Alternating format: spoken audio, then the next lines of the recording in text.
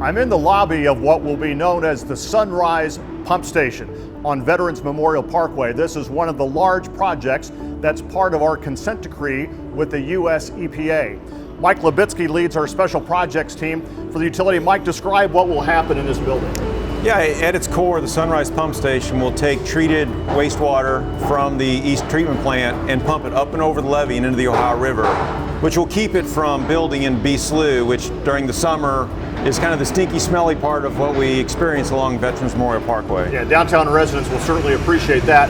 When I toured this facility, I was stunned at how deep this goes. Yeah, you know, in order to go get that water from the East Treatment Plant, we had to go to the pipe that is located under here. So that pipe is about 40 feet below where we stand today. It's about equal to the bed of the Ohio River. Fascinating. There are laboratories being constructed behind you. Describe the significance of the labs and why that work is important. Yeah, we moved the wastewater lab out to this place because this is going to be kind of a central point where we collect our water quality samples for the consent decree. All the samples will be tested here at the lab to kind of prove to the EPA and IDEM that we are producing water quality that we promised to under the consent decree. Important work, Mike. Thanks for your service and your expertise. We're going to go upstairs now just to give you a better idea of just how large this facility is. Yes, federal regulators are requiring that we build this facility, but we wanted it to be more than just a pump station. We wanted the public to have access to it, to see the work that's being done here, and have access to really great space. Lane Young leads the utility. Lane, this is a phenomenal view. Mayor, it really is. It gives us this expanse here of the river where it meets the city that really it's responsible for creating. Out there is one of the great amenities of this facility, the Cascade. Explain the significance of it. Well, that's the final step where we take the water that we took from the river, got it to the citizens, and are bringing it back better than it was before. We'll pump about 10 to 40 million gallons a day over that cascade. So there's an overlook that's under construction there. This will be a great destination for families and just people who want to watch the river go by. It will. We will have seats up high. We will have swings down low. There'll be a connection to Mickey's Kingdom. It's really going to be a great place. So lots of construction still underway. When will this go online and be open to the public? Well, it'll be operational for us every day at the end of this year, open to the public at the end of next year. Very well. Lane, thanks for your leadership. Lots of construction going on. We're going to head now to Garvin Park and the Deacons Aquatic Center. From one hard hat site to another, we are now in the Deacons Aquatic Center. You may recall there will be two pools inside this facility, one for competitive swimming and diving with spectator seating for 900. We are overlooking the competitive pool right now, and there's a lot of work still going on. Brian Holtz leads our Department of Parks and Recreation. Brian, Lloyd Pool goes away. This replaces it.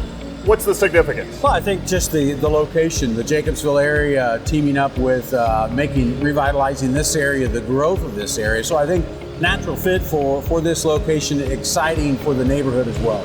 And we really have a long-term, big picture vision of growing swimming. Yeah, absolutely. One of the things we looked at was not only the competitive side, but also the recreational side, something that in the past we've not been able to offer. So we've beefed up that, partnered with the YMCA to offer programming from learn to swim programs to adult aqua aerobics. Those kind of things will just enhance the use of this facility. And we hope one day to generate the next Lily King or several Lily Kings. Absolutely. Brian, thanks for your leadership on this important project. As I said, this is a big building. We're going to walk over to the recreational pool right now. We're down on the north side of the facility now. I'm looking out at historic Posse Field, and right outside these windows will be a really fun splash pad. But right now we're overlooking the recreational pool. Jennifer Kissel, the lead architect from Hafer, is here. Jennifer, tell us about the great amenities of this pool. Sure, so we're really excited about this pool. This pool is going to have a lot of different areas for all different types of people.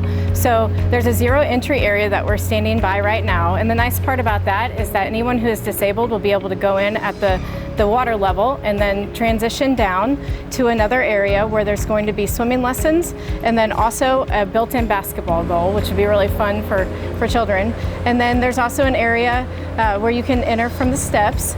and then that transitions over to the 4 lap lanes for swimming. Outstanding. So what kind of work is underway as we speak? Sure, so currently they're prepping for the tile work. There'll be tile work inlaid in the edges of the pool, and then there'll be tile lines also. And once that is finished, then they'll prep for the water tightness test to test and see that the pool is watertight. And then after that, they'll apply the cementitious finish. Okay, still lots of work to go.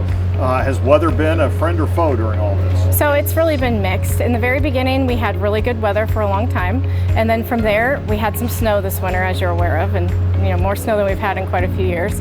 And then we've also had a little bit of rain, but for the most part, we've stayed on track. So the question that is on everyone's mind, when can we come in and do the first cannonball into one of these pools? Well, the answer to that is August 1st. So that's the expected date. August 1st. Okay, you heard it. A cannonball in this building, August 1st. Jennifer, thank you for you and your team, all the great effort that's gone into this. Now, believe it or not, we have one more construction site to visit yet today. It's always a great day to be at the Mesker Park Zoo and Botanic Garden. Behind me is the deep water viewing area of the Wayne and Beth Kinney Penguins of Patagonia exhibit. A phenomenal new exhibit underway. Eric Beck, the zoo director, is here. Eric, explain a little bit about this great exhibit. Well, thank you, Mayor. Well, we couldn't be more excited to be bringing a piece of the South American coastline to Evansville, Indiana. It takes a lot to make this thing work. As you mentioned before, it's all the way from a deep water viewing area all the way to a shallow viewing area. And in fact, where we're standing now will be underwater in a few months, and with penguins swimming all around you. And not warm water either. No, very cold water. In fact, it'll be 50 some odd degrees, which doesn't sound that cold, but believe me, that's pretty cold. We have a few penguins on site in quarantine. How many do we have, and how many will be here when the exhibit opens? Yeah, we currently have 6 birds in quarantine right now behind the scenes at the zoo.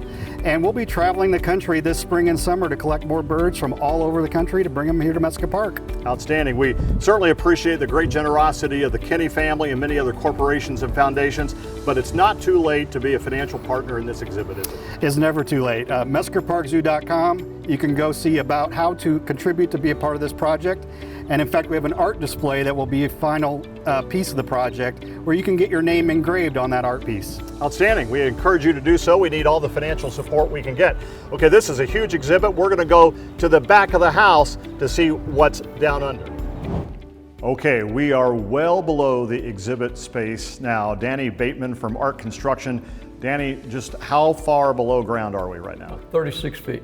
36 feet. And what was the process to dig that out? Was it challenging, difficult? Well, the first 36 feet was pretty good, but the last 4 feet was all rock, which we had to remove. Okay, I don't dig up a lot of rock, so I'm thinking that was probably quite a challenge. Yes, it was. So compared to other projects that you've worked on in your career, how does this stack up? For a 23-foot project, I've never seen anything quite like it. 2,300 square feet. What about these 3 big tanks behind you? That's the filters for the life safety system for the animals. And over there where you see the piers, that's where our pumps will go, and then the water would come in from behind us. So this is really the central nervous system of this exhibit. Very important for it. Okay, so here's the question everyone wants to know, Danny. When can they come out and feed a penguin? Well, rock people told us they won't be done with the pool and everything until hopefully mid-July. Mid-July. For that. And then we've got some other work to do after that. So I'm hoping sometime late August. Late August, and then the zoo team has to come in and get acclimated to the exhibit. So maybe September? Maybe. Maybe September.